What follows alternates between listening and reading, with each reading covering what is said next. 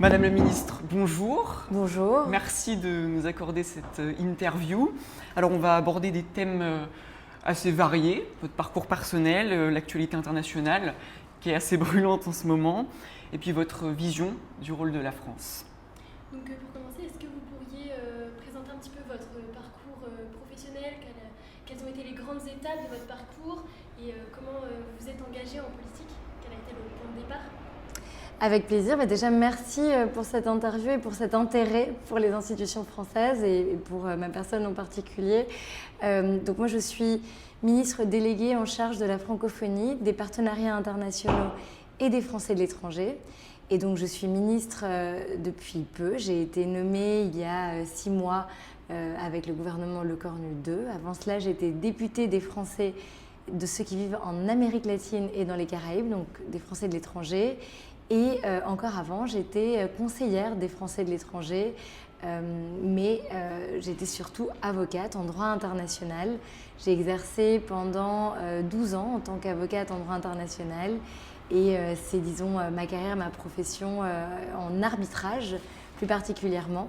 Donc c'est un cas un peu atypique, en tout cas d'une personne qui vient du secteur privé et qui se retrouve à faire de la politique parce que je crois beaucoup à l'engagement, je crois au fait de servir son pays et je trouve que c'est une chance, un privilège de pouvoir le faire, donc j'en suis vraiment ravie.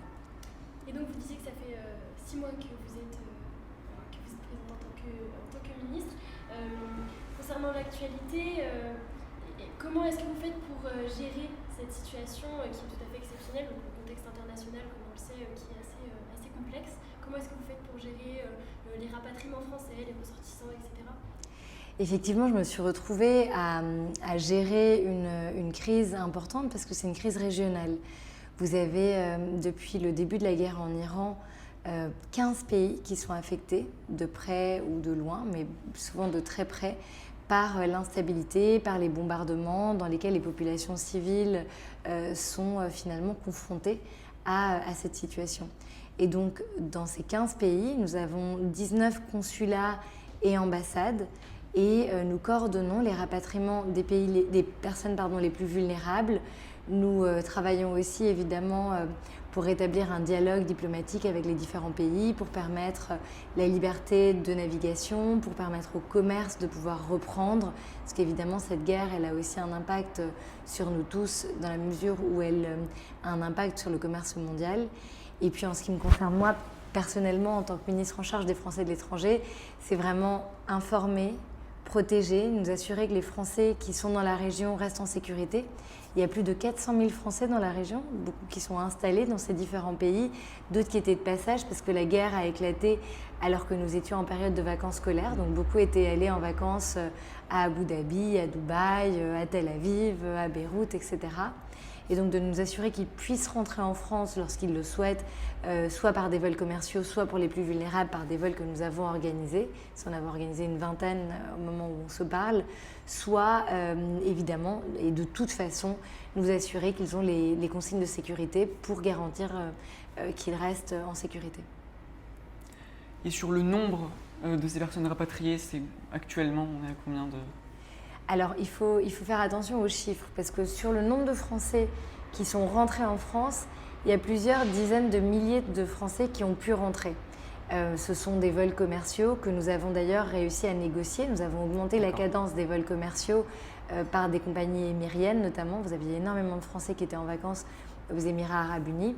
Et donc, ça, c'est une chose. Après, quand on parle de rapatriement, nous, on considère vraiment stricto sensu ceux que nous avons réussi à faire venir en France par le biais de vols que nous avons affrétés. Donc, on a une vingtaine de vols qui ont pu être organisés par le ministère de l'Europe et des Affaires étrangères, des vols militaires et des vols civils, des vols de compagnie qui ont été organisés exprès, soit des vols militaires. Et donc, dans ces vols-là, nous avons 2250 personnes qui ont pu rentrer. Et ce sont des personnes évidemment vulnérables qui ont été considérées comme telles, des personnes âgées, malades, fragiles ou avec des jeunes enfants, etc. Et dans ce contexte international, on voit aussi que les rapports de force, ils ont été un petit peu remis en cause, bouleversés. Aujourd'hui, la France qui sont ces vrais alliés? On pourrait se poser la question. Donc, c'est vrai qu'aujourd'hui, dans ce contexte international, on s'est posé la question. Est-ce que vous pourriez qui sont nos véritables alliés? Nos véritables alliés au final? C'est une bonne question. On est au sein d'une union, d'un groupe régional qui en plus est politique, est très important et très structurant. Et ça, je pense que c'est l'unité de base pour nous, c'est l'Union européenne. C'est-à-dire qu'on peut être en désaccord avec certains gouvernements de l'Union européenne, on peut avoir des visions divergentes sur tel ou tel sujet. In fine, on est alliés, on a une organisation commune, on a des intérêts communs. Et donc ça, je dirais, qui sont nos amis, qui sont nos alliés, à premier titre, en premier lieu, les pays de l'Union européenne et certains d'ailleurs avec lesquels nous avons des rapports encore plus étroits de par la géographie, de par l'histoire, etc.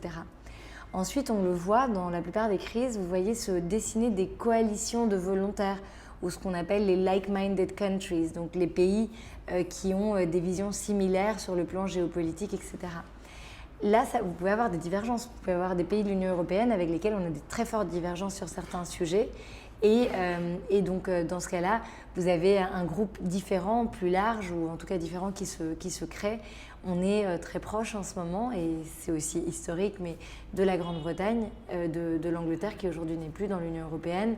On est très proche du Canada sur un certain nombre de sujets, sur notre vision du multilatéralisme, sur notre compréhension des rapports internationaux. On est proche de beaucoup d'autres pays, y compris de grands pays émergents, avec lesquels on partage ces valeurs-là. Donc je pense qu'il faut faire une distinction entre les peuples et les gouvernements. Donc on peut, de manière momentanée, être désaligné ou ne pas penser la même chose que tel ou tel gouvernement, et pour autant avoir une relation profonde, historique, avec un peuple, avec un pays. Et notamment les États-Unis qui ne nous ont pas prévenus de l'attaque en Iran. Alors les États-Unis, c'est typiquement un exemple qui est très intéressant. On fête nos 250 ans d'amitié, de coopération avec les États-Unis. On leur doit la libération avec d'autres pays alliés, mais les États-Unis ont joué un rôle crucial pendant la Seconde Guerre mondiale. Il n'y a qu'à voir les plages en Normandie. Et de la même façon, nous, on a joué un rôle essentiel dans leur indépendance. Et ils le savent. Et d'ailleurs, quand vous allez aux États-Unis, vous avez Lafayette Square, vous avez des noms d'officiers soldats un peu partout. Donc cette amitié, cette histoire, elle est présente, elle est évidente, elle est indéniable.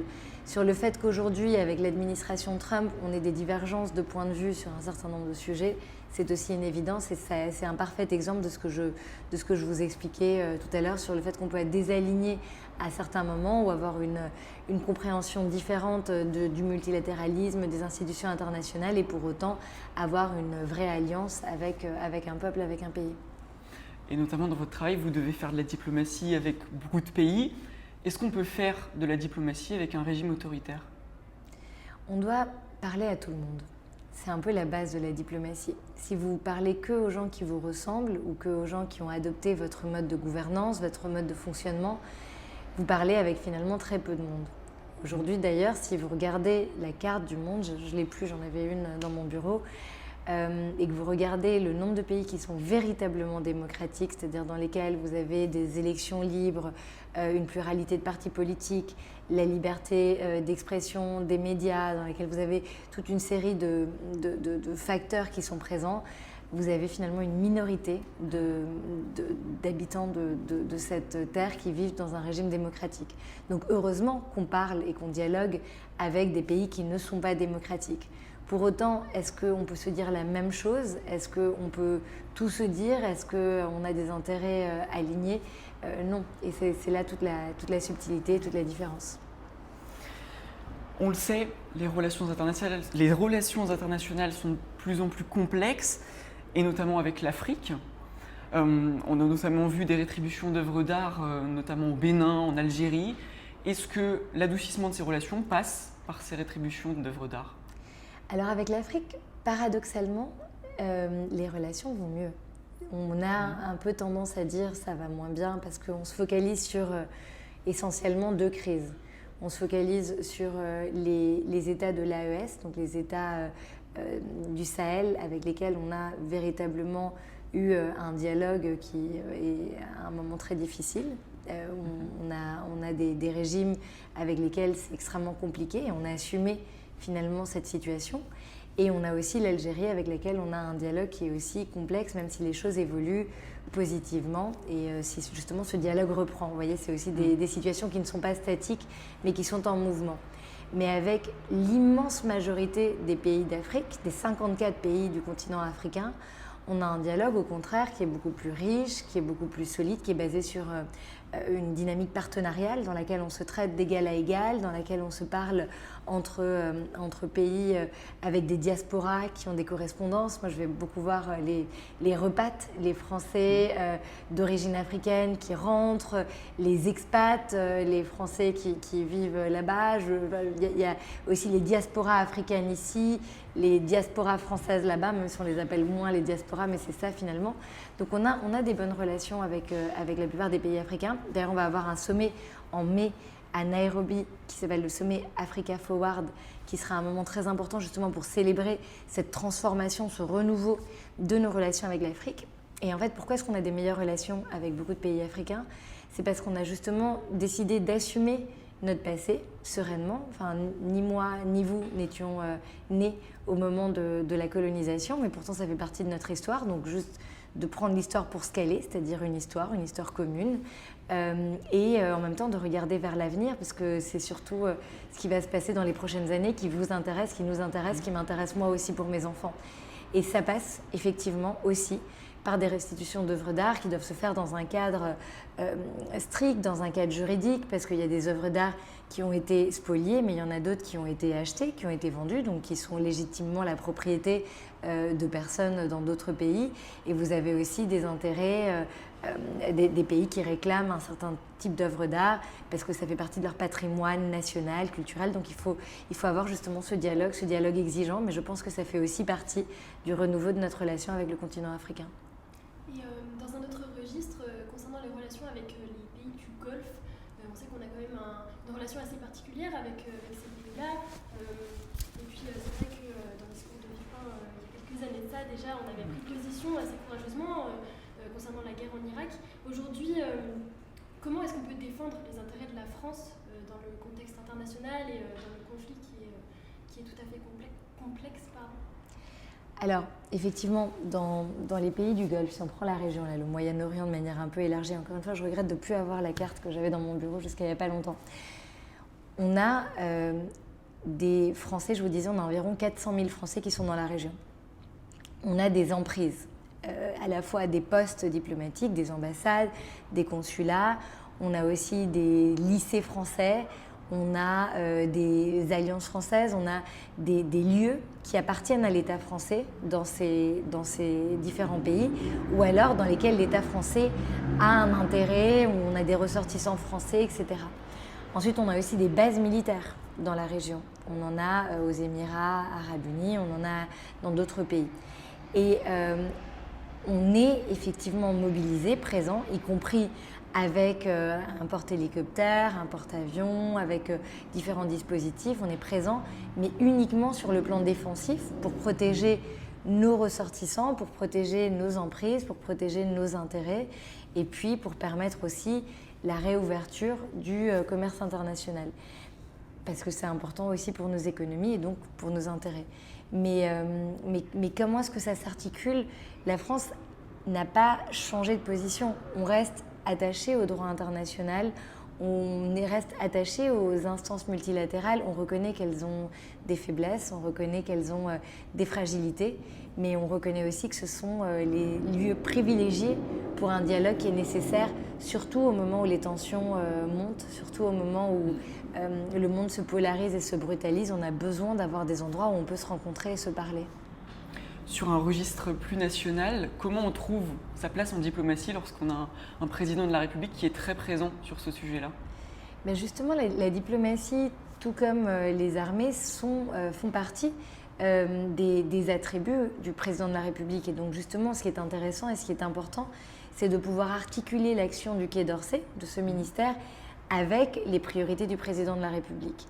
Et moi, à titre personnel, je souhaite aussi être dans la continuité de cette action, la valoriser, parce que le président de la République, lorsque vous allez à l'étranger, vous avez énormément de personnes qui reconnaissent justement le rôle de la France, qui voient comment est-ce que la France a remis la diplomatie climatique sur le devant de la scène, avec notamment la conférence sur les océans, l'UNOC, mais aussi avec son engagement constant. Aujourd'hui, quand vous écoutez parler les grands leaders mondiaux, il y en a très peu qui parlent de ces sujets-là. Et grâce à l'action du président de la République, nous, on continue à le faire. Je vous parlais de notre relation avec l'Afrique qui a beaucoup changé. Et moi, je pense que c'est vraiment une bonne chose que notre relation évolue, qu'on aille sur une base partenariale d'égal à égal. Et ça, c'est aussi l'action du président de la République. Et puis aussi la prise de conscience qu'un certain nombre de sujets ne peuvent pas se régler individuellement. J'en veux pour exemple le sommet Une seule santé, de se dire que la santé humaine est liée à l'environnement et est liée à la santé animale, que ces trois santés finalement sont complètement liées. Ben ça, c'est aussi une certitude, enfin, en tout cas une priorité, disons, du président de la République en s'appuyant sur la science, hein, pas parce que lui l'a décidé. Et ça fait aussi partie de notre action diplomatique. On a une vraie diplomatie en matière de santé. Donc tous ces sujets-là, il y a une vraie articulation entre l'action du Quai d'Orsay et l'action du président de la République. Et je pense que c'est très important qu'à l'international, la France puisse donner cette image d'unité sur ces différents positionnements. Et en dernière petite question, quelles sont vos perspectives d'avenir suite au mandat de Monsieur le Président ? La fin de ce mandat. À la fin de ce mandat. Alors, dans une vie, on est plus longtemps ancien ministre que l'on est ministre. Hein. Même si on est ministre très très très longtemps, en général, c'est un mandat qui a une durée limitée et c'est normal. Et c'est une bonne chose. Et d'ailleurs, c'est pas une carrière, la politique, c'est vraiment un mandat et on le fait parce qu'on a envie de servir, parce qu'on a envie d'apporter quelque chose à son pays, parce qu'on est convaincu qu'on peut le faire et qu'à un moment donné de sa vie, on doit le faire et on a l'opportunité de le faire. Donc moi, comme je vous le disais avant, j'étais dans le secteur privé, j'étais avocate en droit international. Je reste avocate d'ailleurs inscrite dans 3 barreaux. Je me suis juste omise pour pouvoir exercer pleinement ces fonctions ministérielles. Mais mon engagement, il passera par d'autres formes. Il y a aussi une volonté de transmission avec mes enfants, avec d'autres jeunes. C'est pour ça aussi que je suis ravie de participer à des débats et répondre à des médias lycéens. Et je pense qu'on peut s'engager de 1000 façons différentes, que l'important c'est vraiment de continuer de le faire, de se parler, de ce dialogue dont on parlait sur la diplomatie. Il faut aussi qu'on l'ait en interne, il ne faut pas qu'on se crispe ou qu'on se polarise. Et d'ailleurs c'est marrant, j'ai ça sur mon bureau, j'ai plus ma carte, mais j'ai les 101 mots de la francophonie, qui est un petit ouvrage collectif qu'on a publié et qui est paru aujourd'hui. Et auquel j'ai participé. Et en fait, dans mon mandat, il y a aussi la francophonie. Et le mot que j'ai choisi, c'est la nuance. Et je vous en parle juste comme ça, parce que vous me posez la question. Pour moi, cette nuance, elle est nécessaire. Il faut la porter dans le débat public. Et je m'efforcerai de continuer à la porter de plein d'autres façons. Mais je pense que ce dialogue, cette façon de se mettre à la place de l'autre et de comprendre qu'il voit le monde différemment, mais que justement c'est ça qui fait la richesse, je pense que c'est important de toujours garder ça à l'esprit. En tout cas, moi, ça guide mon engagement. Merci. Notre échange touche à sa fin. On vous remercie grandement déjà pour votre franchise et puis pour porter la voix française de cette manière-là et puis aussi pour cette interview et du temps que vous nous avez accordé. Mais merci à vous et bravo. Enfin, félicitations pour ce que vous faites. Merci. Moi, je trouve assez génial de s'engager à vos âges et d'avoir envie de transmettre, d'expliquer, de faire cette pédagogie. C'est aussi une forme d'engagement et un engagement très important, donc continuez. Merci beaucoup. Merci beaucoup. Merci.